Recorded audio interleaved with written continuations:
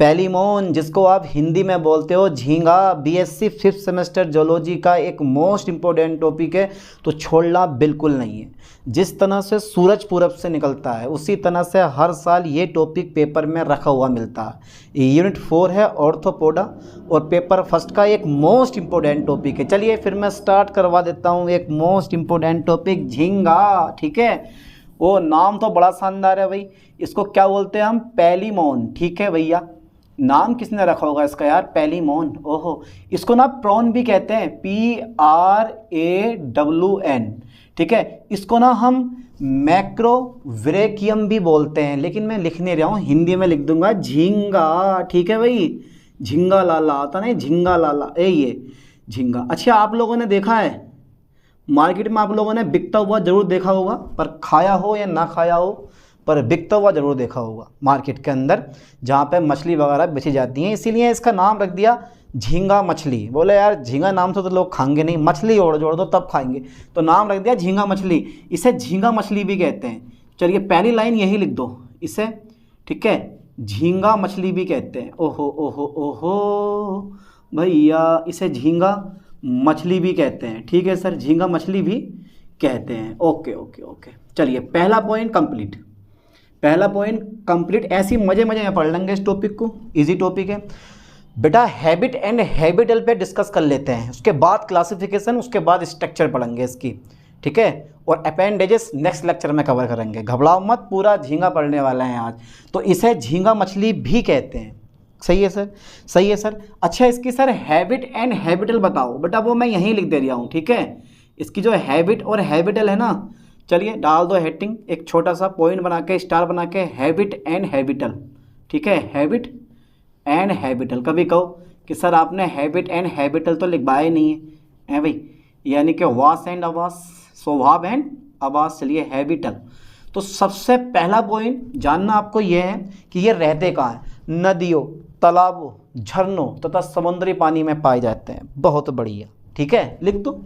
यानी कि ये जो होता है ना, यह कहाँ पाया जाता है, यह नदियों, नदियाँ, पंछी, यह नदियाँ, ठीक है, तालाबों, ठीक है, यह नदियाँ, तालाबों तथा,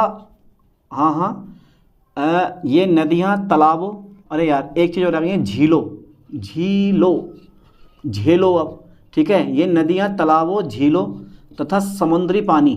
ठीक है, समुद्री पानी में पाए जाते हैं, समुद्री पानी में पाए जाते हैं। ठीक है, चलिए सर, इसके बारे में आपने काफ़ी अच्छी नॉलेज दी है, पाए जाते हैं। और बताओ क्या हाल है आपके। चलिए नेक्स्ट पॉइंट पे मैं डिस्कस बताऊं आपको, ये नदियों, तालाबों, झीलों तथा समुद्री पानी में पाए जाते हैं। बेटा ये सर्वाहारी जंतु है, यानी कि यह सर्वाहारी जंतु है। ओहो, सर्वाहारी का मतलब ये कि इंसान कौन सा प्राणी है, आप जंतु थोड़ी ना बोलोगे इंसान को, प्राणी है, तो वो भी सर्वाहारी है, इंसान भी, ऐसे ये भी सर्वाहारी हैं। पहले पौधे भी खाते हैं और छोटे छोटे कीट भी खाते हैं, और पौधे शैवाल के रूप में खाते हैं ये। ठीक है, ये जो होते हैं ना, ये जो होते हैं ना, यह सर्वाहारी होते हैं। क्वालिटी है अपनी अपनी, भाई की भी क्वालिटी है, झींगा लाला सर्वाहारी। ये कैसे होते हैं, यह सर्वाहारी होता है।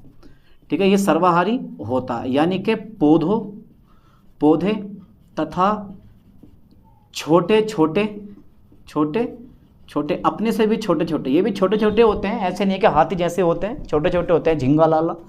पौधे तथा छोटे छोटे कीटों को खाते हैं, ठीक है। चलिए सर, बहुत बढ़िया नॉलेज बताइए। और नेक्स्ट पॉइंट पे अगर मैं डिस्कस करूँ ना इसके, बेटा ये रात्रिचर होता है, यह रात्रिचर होता है, वो होता ना सहनसा वो वाला, ये रात्रिचर होता है, रात्रिचर होता है। अच्छा, रात्रिचर होता है, ठीक है बेटा, ये ध्यान देना कुछ पॉइंट पे, ये रात्रिचर होता है। ठीक है, बस ज़्यादा नहीं। ये नदियों, तालाबों, झीलों तथा समुद्री पानी में पाए जाते हैं। ये सर्वाहारी होता है, पौधे तथा छोटे छोटे कीटों को खाते हैं। यह रात्रिचर होता है। ठीक है, ये कैसा होता है बेटा, रात्रिचर होता है। अब रात्रिचर होता है तो भैया रात में निकलता होगा, और कुछ इसके बारे में डिस्कस करें। ठीक है, क्लासिफिकेशन कर लेते हैं, इसका मेनली पॉइंट है क्लासिफिकेशन। बहुत है, काफ़ी है, इतना इससे ज़्यादा मत लिख के आना। ठीक है, जितना आता है उतना लिख के आओ। क्यों ज़बरदस्ती कर रहे हो इसके साथ में, बेचारे के साथ झींगे ला लेंगे। क्लासिफिकेशन, क्लासिफिकेशन, ठीक है, क्लासिफिकेशन, ठीक है। चलिए क्लासिफिकेशन में एक फाइलम होता है। क्या बात है बेटा, ये चीज़ें लिख के आनी पड़ेंगी आपको अच्छे से। एक फाइलम, एक क्लास, वर्ग बोलते हैं, फाइलम संग क्लास वर्ग बोला जाता है, सब क्लास, ठीक है, सब क्लास उपवर्ग बोला जाता है इसको। चलिए सब देख लेंगे। फिर इसके बाद ऑर्डरिया आती है, ऑर्डरिया, ऑर्डरिया मतलब ऑर्डर आता है, फिर जीनस आता है इसका, ठीक है, जीनस। चलिए तो चलिए फाइलम देखते हैं, ऑर्थोपोडा, ऑर्थोपोडा, ठीक है। फिर क्लास जो आती है ना इसकी, वो आता है क्रिस्टेसिया, ठीक है, क्रिस्टेसिया, ठीक है, लाइन पर ध्यान देना, क्रिस्टेसिया, ओके ओके। चलिए क्रिस्टिया, सब क्लास जो आती है ना, सब क्लास में थोड़ा आपको घूम देना, मेला दिलो का, वो वाला, ये वाला मेला कोस्ट्रेका, मेला कोस्ट्रेका, ठीक है बेटा। ये पढ़ के जाना, याद करके जाना, समझ के जाना, क्योंकि ये बहुत बढ़िया चीज़ है। क्लासिफिकेशन के बिना आप अधूरे हैं, ये भी अधूरा है।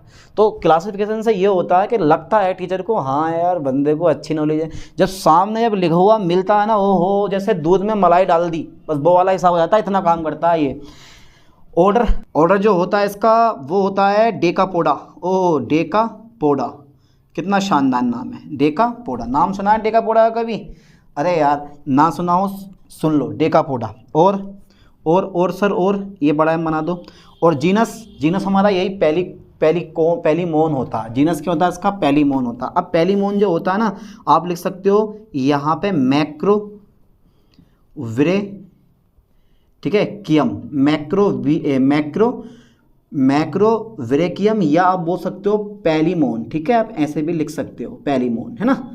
ये तो या तो ये लिख दो मैक्रो विरेकियम। और एक चीज़ और, एग्जाम पेपर में ये प्रोन नाम से भी आ सकता है, ठीक है, पहली मोन नाम से भी आ सकता है, और मैक्रो विरेकियम नाम से भी ये पूछा जा सकता है। ये इस चीज़ पे ध्यान देना। तो बेटा ये चीज़ें बहुत ही इंपॉर्टेंट हैं और बहुत ही मोस्ट चीज़ें हैं, इसलिए इन चीज़ों पे ध्यान देना। ये छूट गया तो नंबर छूट गए, क्योंकि लॉन्ग क्वेश्चन में आपसे पूछेगा। चलिए तो हैबिट एंड हैबिटल हो गए। अब पढ़ लेते हैं इसकी छोटी मोटी स्ट्रक्चर, समझ में आया? तो फाइलम क्या होता है? ऑर्थोपोडा, क्लास क्रिस्टेसिया, और सब क्लास जो होती है वो होती है मेला कोस्ट्रेका, और ऑर्डर जो होता है डेकापोडा, और जीनस जो होता है वो होता है इसका मैक्रो विरेकियम या पैलीमोन। तो अच्छे से आप कवर कर लो और क्लासिफिकेशन को बार बार लिख लिख के याद कर लो, समझ गए? डायग्राम बनाना मैं सिखाऊंगा। चलिए डाल दो जरा इसकी स्ट्रक्चर, उतारो। अरे स्क्रीनशॉट ले लो इसका बेटा, स्क्रीनशॉट ले लो मेरे बच्चा, स्क्रीनशॉट ले लो। ले लिया? ठीक, हटा दें इसको। चलो क्लासिफिकेशन भी हो गया हमारा। अब आगे डिस्कस कर लेते हैं इसके बारे में। ओके सर, ओके, करो करो करो करो या मरो। चलिए पेपरों का ज़्यादा टाइम बचा नहीं है, इसलिए अच्छे से तैयारी करो, कभी कुछ छूट जाए। डाल दो स्ट्रक्चर। Okay sir, okay.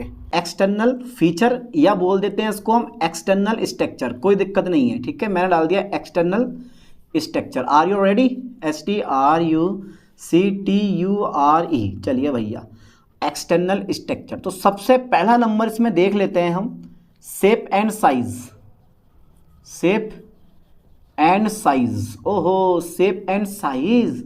अच्छा, ये लंबाकार हो सकते हैं, स्पिंडल लाइक हो सकते हैं, और इनकी जो लंबाई होती है वो 2.5 सेंटीमीटर से 90 सेंटीमीटर तक हो सकती है, क्योंकि जितनी भी ऑर्थोपोडा जो फाइलम है उसकी प्रजातियां होती है, उन सब में जंतुओं की लंबाई अलग अलग होती है। ये लाइन पे ध्यान देना, मैं लिखवाता हूँ अभी, सब्र रखो। तो शेप एंड साइज, तो ये जो होते हैं ना, इसकी आकृति, ओके सर, इसकी जो आकृति होती है ना, फोकस करें ठीक से बोर्ड पे, इसकी आकृति, ठीक है, लंबाकार, ठीक है, और spindle like, SPINDLE spindle like होती है, ठीक है, ये इसकी आकृति होती है, एम राइट। अच्छा, एक चीज़ और है इसमें बेटा, ये बाईलेटरली सिमेट्रिकल होते हैं, सिमेट्रिकल होते हैं, ठीक है। Okay sir, okay. एक खास बात और है जो मैंने बताया अभी आपको, जो इनका साइज़ होता है ना, साइज़, इनकी लंबाई जो होती है, ऐसा डाओ, इनकी जो लंबाई होती है, इनकी लेंथ, इनकी लंबाई जो होती है वो बेटा 2.5 से होती है, ध्यान देना, 2.5 सेंटीमीटर से और 90 सेंटीमीटर तक हो सकती है, तक हो सकती है। ठीक है, ये लाइन पे ध्यान दो, हो सकती है। अच्छा, इनका जो कलर होता है ना, इनका रंग जो होता है, इनका जो कलर होता है, यानी कि ये जो होता है ना, यह है अर्ध पारदर्शी। फोकस करें ठीक से, झींगा जो होता है अर्ध पारदर्शी, ठीक है, हरे रंग का दिखाई देता है, हरे रंग का दिखाई देता है। ठीक है, हरे रंग का दिखाई देता, अर्ध पारदर्शी हरे रंग का दिखाई देता है। ठीक है, ये रंग की बात हो गई हमारी, है ना। अच्छा, अर्ध पारदर्शी हरे रंग का दिखाई देता है। Okay sir, okay. अब नेक्स्ट पॉइंट पे डिस्कस करो सर कि इसका जो बॉडी होती है ना, अगर बॉडी डिवीज़न की बात करोगे तो इसका जो शरीर होता है वो 19 खंडों में विभाजित होता है। यानी कि इसके शरीर में 19 खंड होते हैं। 13 खंड जो होते हैं ना, 13 खंड, ठीक है, वो होते हैं तुम्हारे सीफेलोथोरैक्स में, और जो 6 खंड होते हैं वो होता है एब्डोमेन में। लाइन पे फोकस करना, यानी कि शरीर जो होता है ना, इसका शरीर में 19 सिगमेंट्स होते हैं, 19 खंड होते हैं, ये सोमाइड्स होते हैं, 19 खंड होते हैं। ठीक है, 13 खंड जो होते हैं ना, तेरा है ना मेरा है, ये सबका है भाई।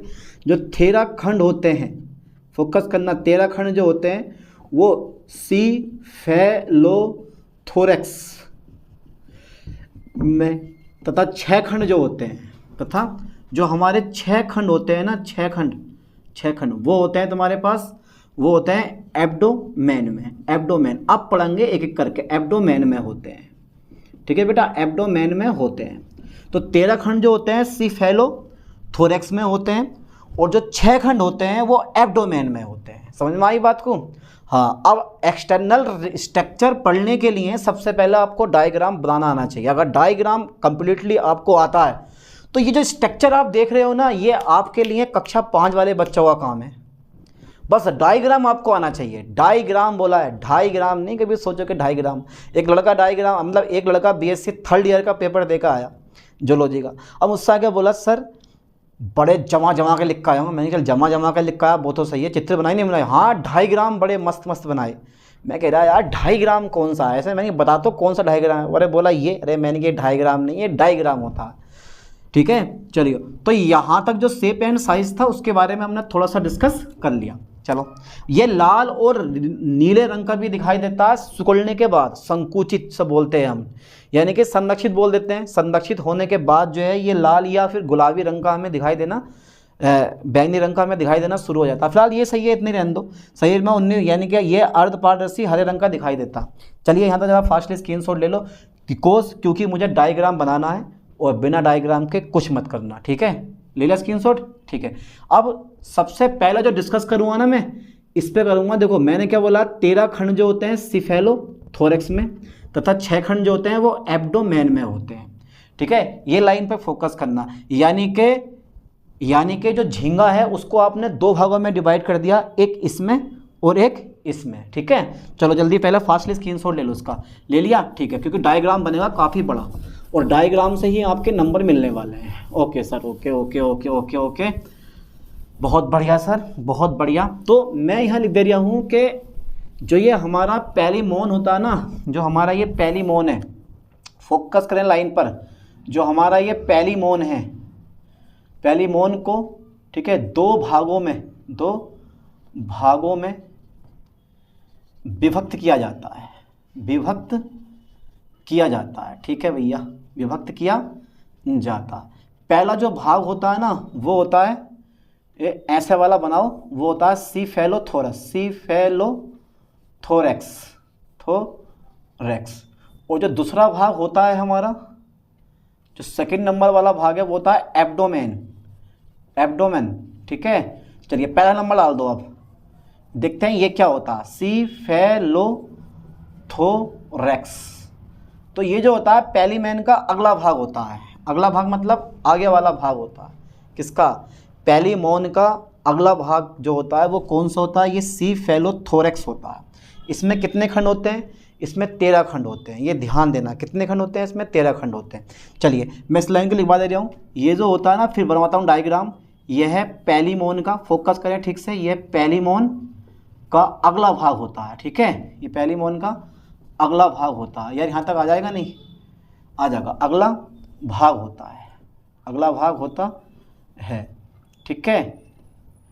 ये जो होता है ना, ध्यान देना, यह एक कठोर आवरण से ढका होता है, यह एक कठोर आवरण से ढका होता है, यह कठोर आवरण से ढका होता है, ठीक है।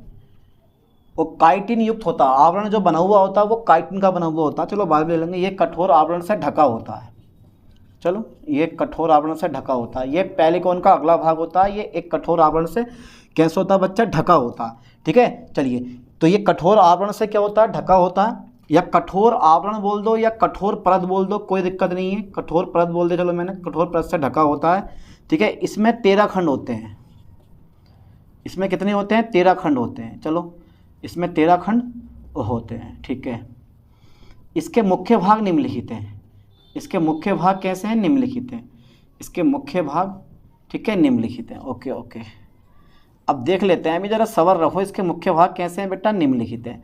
अब जब पहला भाग आता है ना इसका, वो होता है रोस्ट्रम, रोस्ट्रम, ठीक है बेटा, पहला भाग जो होता है ये कौन सा होता है, रोस्ट्रम होता है। चलिए अब मैं पहला डायग्राम बनाता हूँ। देखो डायग्राम मैं कैसे बना रहा हूँ, जैसे मैं बनाऊंगा ना डायग्राम, वैसे ही आपको डायग्राम बना के दिखाना, ठीक है। पक्का तैयार हो, ठीक है। यहाँ तक का स्क्रीनशॉट ले लो। तो ये क्या होता है, पहले कौन का अगला भाग होता है, जिसको आप बोलते हो हेड, सिर मान लो, ऐसा मान लो, ठीक है। और ये कठोर परत से ढका होता है, इसमें 13 खंड होते हैं, इसके मुख्य भाग निम्नलिखित हैं। पहला आगा रोस्ट्रम।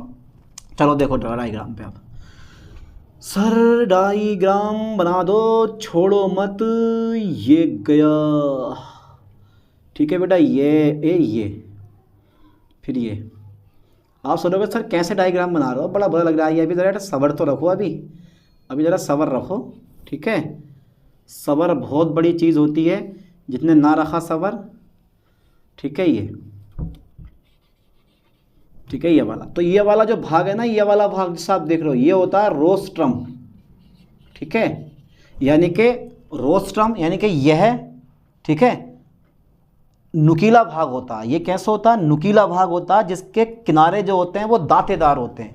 यह नुकीला भाग होता है जिसके किनारे दांतेदार होते हैं। समझ में आया, कौन सा भाग होता है यार, ये जो होता है ना, यह नुकीला भाग होता है। यह कौन सा भाग होता है, ये नुकीला भाग होता है, ठीक है। ये नुकीला भाग होता है, ठीक है, जिसके किनारे जो होते हैं दांतेदार होते हैं। जिसके किनारे कैसे होते हैं बेटा, दांतेदार होते हैं, जिसके किनारे दांतेदार होते हैं, ठीक है, जिसके किनारे दांतेदार होते हैं, ठीक है। लाइन दिख रहा है साफ साफ, कोई मैंने अपने पास से नहीं बनाया। अच्छा, सेकंड नंबर है आइस। आइस जो होती हैं, आइस इसमें जो होती है ना, वो एक जोड़ी कंपाउंड आइस होती है, ठीक है। ये क्या होती है बेटा, कंपाउंड आइस, यानी इसे बोलते हैं संयुक्त आइस, इसको कंपाउंड बोला जाता है, कंपाउंड, KAPOUND, कंपाउंड आइस, ठीक है। आइस EYES, तो कंपाउंड आइस होती हैं, यानी कि इसमें एक जोड़ी जो होती है ना, एक जोड़ी कंपाउंड आइस होती हैं, एक जोड़ी कंपाउंड आइस होती हैं, ठीक है, कंपाउंड आइस होती हैं। अभी डायग्राम मत बनाना, क्योंकि जब मैं कहूँ तभी बनाना होती हैं, पहले समझ लो इस चीज़ को। एक जोड़ी कंपाउंड आइस होती हैं। अच्छा, थर्ड नंबर जो है ना हमारा, थर्ड नंबर आता है हमारा, ठीक है, एंटेन्यूल्स। लाइन पे फोकस करना ठीक से, ठीक है। एंटेन्यूल्स आ जाते हैं। चलिए एंटेन्यूल्स बना के देखें, बना दे रहे हैं। ए यहाँ से ना, आपको यहाँ से, ए कहाँ से, ए चलो ये तो हो गया हमारा, ये तो हो गया भाई, ये तो हमारा बन गया कि यहाँ से जो है ये इस टाइप से नुकीले सिरे इसके हो गए। अब ज़रा फोकस करना ठीक से, ठीक है। इसके यस वाले भाग पे से ना, ये यहाँ से जो है ये बनाया मैंने, फिर आप ये करके और एक एंटीना बाहर निकाल दो, ये हो गया हमारा एंटीना। पर ये एंटीन्यूल्स नहीं है, एंटीन्यूल्स ये वाला होता है, ये जो होता है ना बेटा, ये छोटे छोटे स्पर्शी अंग होते हैं, ये क्या है, एंटेन्यूल्स, ठीक है। ये एंटेन्यूल्स होते हैं, ठीक है। ये एंटीना हो गया हमारा, ये क्या, एंटेना, ठीक है, ये एंटीना हो गया हमारा। लो बहुत सिंपल सा डायग्राम है, बहुत इजी, बहुत सिंपल सा डायग्राम होता है। अभी जरा सवाल रखो, बना दूंगा। तो लाइन पे फोकस करना, डालो पहले एंटेन्यूल्स, न्यूल्स, ठीक है, न्यूल्स ये वाला हो गया। तो ये जो होते हैं ये छोटे स्पर्शी अंग होते हैं, छोटे स्पर्शी अंग होते हैं। सबसे खतरनाक काम है छोटे स्पर्शी अंग होते हैं। इस चित्र को बनाना सबसे खतरनाक काम होता है, ठीक है। ये छोटे स्पर्शी अंग होते हैं, समझ गए, ये छोटे स्पर्शी अंग होते हैं। सही है सर, समझा दिया आपने, हम समझ गए। जल्दी फास्टली इसका स्क्रीनशॉट लो। तो ध्यान देना, यानी कि 13 खंड होते हैं, इसके मुख्य भाग निम्नलिखित हैं। पहला हो गया रोस्ट्रम, दूसरा हो गया एंटेन्यूल्स और तीसरा हो गया एंटीना। अब तीसरे नंबर पे, हाँ, पहला रोस्ट्रम आइस हो गई, एंटेन्यूल्स हो गए और चौथा नंबर आ गया हमारा एंटीना। जल्दी फास्टली स्क्रीनशॉट ले लो। ले लिया, ठीक है, डाल दो जरा चौथा नंबर इसका एंटीना। ओके, ये मुख्य भाग है, सिर्फ इसके मुख्य भाग ओनली, एंटीना चौथा नंबर, ठीक है, एंटेना। Okay okay okay. अब ये लंबे स्पर्शी अंग होते हैं, ये लंबे स्पर्शी अंग होते हैं जो स्पर्श करने और तैरने में क्या करते हैं, सहायता करते हैं। ध्यान देना, ये जो होते हैं बेटा, ये है लंबे स्पर्शी अंग होते हैं, ये लंबे, ठीक है, स्पर्शी अंग होते हैं, ये लंबे स्पर्शी अंग होते हैं, ठीक है सर। ये लंबे स्पर्शी अंग होते हैं जो स्पर्श करने तथा तैरने में सहायता करते हैं, ठीक है। चलिए, एंटीना भी हमारा पूरा हो गया। अब बोलते हैं ना केकड़े का पंजा। अब बेटा पंजा जो होता है ना, वो बनाना है आपको, केकड़े का पंजा। चलो बना के देखो केकड़े का पंजा कैसे बनेगा, अभी बनाते हैं, ज़रा सब्र रखो। देखो ये मैं ना यहाँ से मैं लूँगा इस टाइप से, ये फोकस करना ठीक से, ये ऐसा कर मोड़गा। अब ये जो है ना छोटा सा, ये बड़ा करते रहना है ऐसा करके, ये ठीक है, यहाँ ला के ऐसे मोड़ देना है, फिर आपको और बड़ा करते रहना है ये, और लास्ट में ला के यहाँ से आपको ये ऐसे करके कट कर देना। ये हो गया केकड़े का पंजा। ये जो है ना, ये क्लेट सेकंड होता है, यानी क्लेट लेग, इसको बोलते हैं हम सेकंड क्लेट लेग हो गई हमारी ये। अब फर्स्ट क्लेट लेग कहाँ पर होगी, वो भी सेम यही है। आगू को ना ऐसे कर दो, फिर आगू को सेगमेंट में तोड़ के, और ये वाला भाग जो है ना ऐसा करके ये यहाँ को निकाल दो ऐसा करके, ये और ये भी हमारा क्या है, ये हो गया तुम्हारे पास फर्स्ट क्लेट लेग। ये फर्स्ट क्लेट लेग हो गई हमारी, है ना, ये फर्स्ट क्लेट लेग हो गई। Okay okay okay okay. और कुछ बचा इसमें एक चीज़ और बचती है, चलो मैं बाद में लिखवाऊंगा। फिलहाल अभी एक काम करते हैं, इसमें नॉन क्लेट लेग भी होती है, और वो नॉन क्लेट लेग जो होती है ना, उसको बोलते हैं हम, कुछ लेग्स यहाँ से निकालनी है आपको, ये ऐसे करके यहाँ से ये कुछ लेग हमें इसको तो पूरा कर दो, यहाँ से निकाल देनी है, इसको भी ऐसी। पर इसमें जो है ना नॉन क्लेट होता है, ये जो है ना ये इस टाइप के ये नहीं होते, इनको बोलते हैं हम नॉन क्लेट लेग,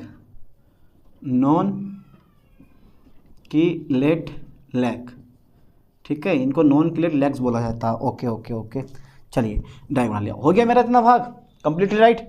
अब क्या करना है मुझे, तो ये तो मेरे पास आगे वाला भाग हो गया, और ये जो पूरा भाग है ना, इसको हमने क्या बोल दिया, ये जो पूरा भाग है ये इसको बोल दिया हमने, ये पूरा भाग जो है वो है कि टिफैलोथोरस, ठीक है, टिफैलोथोरैक्स, रेक्स बनाओ, एक्स बनाओ, टिफैलोथोरैक्स, है ना, तो टिफैलोथोरस। और एक चीज़ और है, ये जो है ना ये वाला भाग, यार ये कहाँ पे लिखूँ मैं, कहाँ लिख दूँ इस वाले भाग को मैं, तो ये जो है ना ये है गिल कवर, इसको बोलते हैं गिल कवर। चलो मैं यहाँ लिख रहा हूँ गिल कवर, ठीक है, ये क्या है मेरा गिल कवर जो श्वसन तंत्र को ढकता है, ठीक है। अब एंटीना हो गया हमारा, 5वां नंबर जो है ना मेरे पास गिल कवर का ही आ जाता है। कौन सा आता है बेटा, गिल कवर, ठीक है, ये गिल कवर आ गया। अब मैंने क्या बोला, गिल कवर क्या होता है, यह श्वसन तंत्र, यह है श्वसन अंग को ढकता है, ये श्वसन अंग को क्या करता है, अंग को ढकता है, ठीक है, ये श्वसन अंग को ढकता है, सिंपल सी बात है। चलिए और भी कई नाम इसमें आते हैं, जैसे एंटीनल स्पाइन, यहाँ पे आप लिख सकते हो, यहाँ पे यहाँ लिख दिया मैंने एंटेनल, ठीक है, यानी कि एंटीनल स्पाइन, ठीक है। हेपेटिक स्पाइन भी आता है ऐसे करके, यहाँ पर यार ये जगह तो बची नहीं है, अभी कहाँ लिखूँ इसको मैं, ये वाला भाग चलो मैं यहाँ लिख दे रहा हूँ, यहाँ लिख दूँ। इसको बोलते हैं हेपेटिक स्पाइन, हेपेटिक स्पाइन ही बोला जाता है इसको, ये हेपेटिक स्पाइन हो गया। चलो अब आगे देखते हैं, बस बहुत है नाम, इससे ज़्यादा मत लिखो, नाम याद कर लो ठीक से, इससे ज़्यादा मत लिखो। अब यहाँ से ना ये वाला भाग जो है, ये वाला भाग, ये होता है मेम्ब्रेन, ठीक है, ये मेम्ब्रेन होती है और इसका नाम जो होता है ना मेम्ब्रेन का वो होता है ऑर्थोपोडियल मेम्ब्रेन, ठीक है। अब जो है ना मैं आगे वाला सेगमेंट में डिवाइड कर दूंगा इसको, 6 सेगमेंट में हमें डिवाइड करना है ये वाला भाग को, ठीक है। ये इसको हमें 6 सेगमेंट में डिवाइड करना है और लास्ट में आके इस टाइप से हमें ये कर देना, ठीक है। और ये लास्ट में एक पंचनुमा संरचना होती है, पंच, और ये पंखनुमा संरचना होती है, ठीक है। ये पंखनुमा होती है, पंचनुमा होती है। 6 भागों में तोड़ना है, 1 2 3 4 5 6, ठीक है। ये फिर ये फिर ये फिर ये फिर ये और फिर ये, ठीक है। लाइन पे ध्यान देना।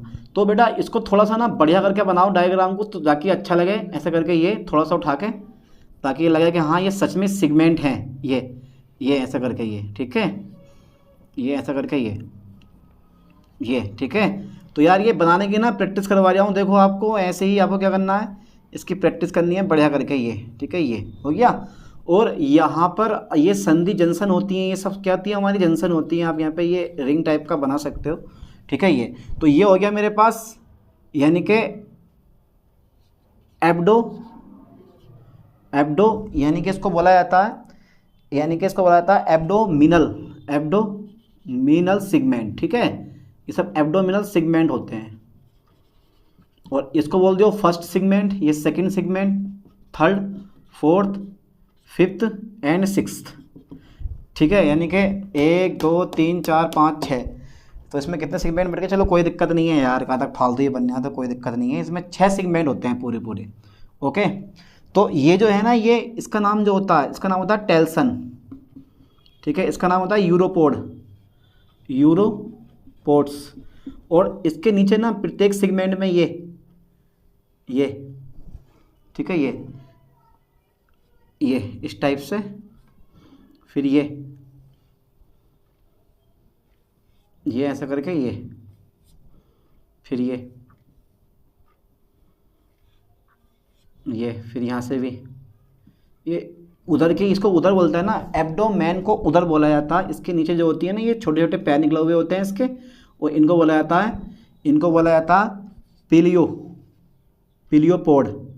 पिलियोपोड्स, ठीक है, पिलियोपोड्स बोला जाता है इनको। और ये हो गया हमारा झींगा कंप्लीट। तो इस तरह से आप डायग्राम बनाना है अच्छे से, और नॉर्मली आप डायग्राम बना सकते हो, एक इजी है, जैसे मैंने बनाया ऐसे सेम टू सेम बनाना है आपको भी।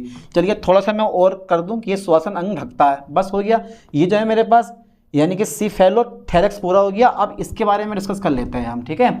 डाल दो जरा हेडिंग। तो 5 भाग पूरे हो गए इसके। एक तो इसमें एंटेन्यूल्स होता है, एंटीना होता है, ठीक है, और रोस्ट्रम होता है, आइस होती हैं, और कौन सा होता है हमारा, और गिल कवर होता है, ठीक है। बस इतने। बाकी ये हमारे क्या हो गए, इसके हाथ पैर हो गए बेचारे के, फर्स्ट क्लेट्स हो गया, सेकंड क्लेट्स हो गए, ठीक है। नॉन क्लेट्स लेग्स हो गई, इनमें क्लेट नहीं होता, ये इनको बोला था पिलियोपोड्स और इनको बोला था यूरोपोड्स। अब जरा ध्यान देना, यानी कि सेकंड नंबर हमारा आता है एब्डोमेन, ठीक है, एब्डोमेन। अब यार ये एब्डोमेन क्या होता है वही फोकस कर लेते हैं, ध्यान से सुनना इस चीज़ को, जो ये एब्डोमेन होता है, ठीक है। अब जो ये एब्डोमेन है, अरे ये वाला भाग जो है इसको हिंदी में उदर बोला जाता है। अब जो ये तुम देख रहे हो ना एब्डोमेन, इस एब्डोमेन यानी कि ये जो होता है वो सीफेलोथोरैक्स का पिछला भाग होता है, यानी कि यह है सीफेलोथोरैक्स से पिछला भाग होता है, ठीक है। सीफेलोथोरैक्स से पिछला भाग होता है, ठीक है। कितने खंड होते हैं, मैंने क्या बोला था, इसका भी नाम लिख दो चलो यार, ऑर्थोपोडियल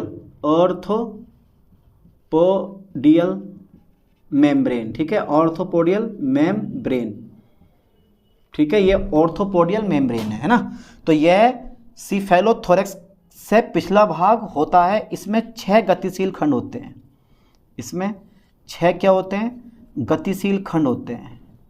इसमें 6 गतिशील खंड होते हैं, ठीक है, खंड होते हैं। और उधर के ठीक नीचे छोटी छोटी टांगें लगी होती हैं जिनको हम क्या बोलते हैं, पीलियोपोड्स कहते हैं, ठीक है। यानी कि एब्डोमेन के ठीक नीचे, अरे यार ये वाला ठीक नहीं, ये वाला ठीक नीचे, एब्डोमेन के ठीक नीचे क्या लगी होती हैं, छोटी छोटी टांगें लगी होती हैं, ठीक है। एब्डोमेन के ठीक नीचे छोटी छोटी क्या लगी होती हैं, टांगें लगी होती हैं, ठीक है, जिन्हें हम क्या बोलते हैं, टांगें लगी होती हैं,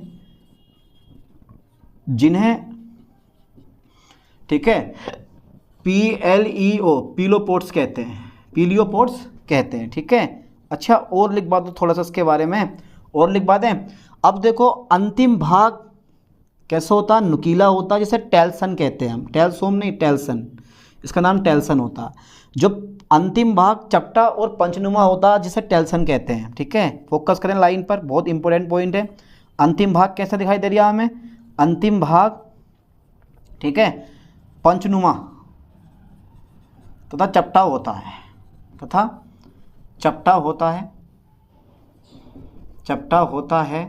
जिसे हम क्या बोलते हैं, टेल्सन कहते हैं, ठीक है। क्या बोलते हैं इसको हम, जिसे हम टेल्सन कहते हैं। ओके। और अंतिम भाग पर क्या होते हैं, दो पंखनुमा संरचना होती हैं जिन्हें यूरोपोड्स कहते हैं। इनकी सहायता से ये दिशा को चेंज करते हैं और तैरने में हेल्प करती हैं ये, ठीक है। तो अंतिम भाग कैसा होता है, पंचनुमा होता है, जिसे हम टेल्सन कहते हैं। और अंतिम भाग पर ही फोकस करें, अंतिम भाग पर ही पंखनुमा संरचना लगी होती है। पंखनुमा क्या लगी होती है बेटा, संरचना लगी होती है, पंखनुमा संरचना होती है, जिसको आप क्या बोलते हो सर, जिसको बोलते हैं झींगा लाला, नहीं यार, जिसे, ठीक है, यूरोपोड्स कहते हैं हम, यूरोपोड्स कहते हैं। और जो ये यूरोपोड्स होता है ना, ये जो यूरोपोड्स कहते हैं, यूरोपोड्स जो होता है, ये यूरोपोड्स जो होते हैं वो तैरने तथा दिशा बदलने में हेल्प करते हैं, ठीक है, दिशा बदलने में क्या करते हैं बेटा, हेल्प करते हैं ये। अब नेक्स्ट पॉइंट जो होता है ना इसका, किसका, ठीक है, किसका, पेलिमोन का जो नेक्स्ट पॉइंट होता है। आप देखो मैंने डायग्राम बनाया है यार, ये मैंने छापा नहीं है, आपको भी सेम इसी तरह से प्रैक्टिस कर लेनी है, ठीक है। इसमें ना एक होता है थर्ड, ठीक है, मिक्सिलीपेडे, ठीक है, आप चाह रहे हो तो बना सकते हो, कभी कहोगे सर ने ये नहीं बनवाया, इसका नाम होता है, यहाँ पे जो लगा हुआ होता है ना, इसको बोलते हैं हम थर्ड, ठीक है, मिक्सिलीपेडे, ठीक है ये। ओके, यहाँ पे लिख सकते हो, वरना कोई दिक्कत नहीं है लिखने की। चलिए एक थर्ड नंबर और आता है हमारा, अलग से पूछता है, ठीक है, अपेंडेजेस। तो ये एब यानी कि एब्डोमेन और फेलोथोरेक्स, ये दोनों के दोनों मैंने करवा दिए हैं। और एक अलग से ना आप थर्ड नंबर डाल के लिख सकते हो, ठीक है, एपेंडेजेस, ठीक है, एपेंडेजेस, आप ये भी डाल सकते हो, हेडिंग जरूरी है, ठीक है, लिख लोगे ना, GES, एपेंडे, यहाँ पे ए बनाओ, एपेंडेजेस, ठीक है। उसको हिंदी में कहते हैं उपांग, ठीक है, उपांग बोलते हैं इसको हिंदी में, अपेंडेजेस को। तो यहाँ तक आप कवर करो और नेक्स्ट डायग्राम समझ में आ रहा है, बना लोगे पक्का, क्योंकि पेपर में डायग्राम छोड़ के मत आना, ये डायग्राम पक्का बना के आना है, समझ में आई बात। डायग्राम छोड़ के आओगे नंबर कट जाएंगे, फोकस करना इस लाइन पे, ठीक है। अब ये जो मैंने पढ़ाया ना अपेंडेजेस, उपांग, ये नेक्स्ट लेक्चर में कवर करेंगे। चलिए यहाँ तक का स्क्रीनशॉट लो, बार बार रिपीट करो, इसके बाद करते हैं नेक्स्ट लेक्चर की तैयारी। थैंक्स।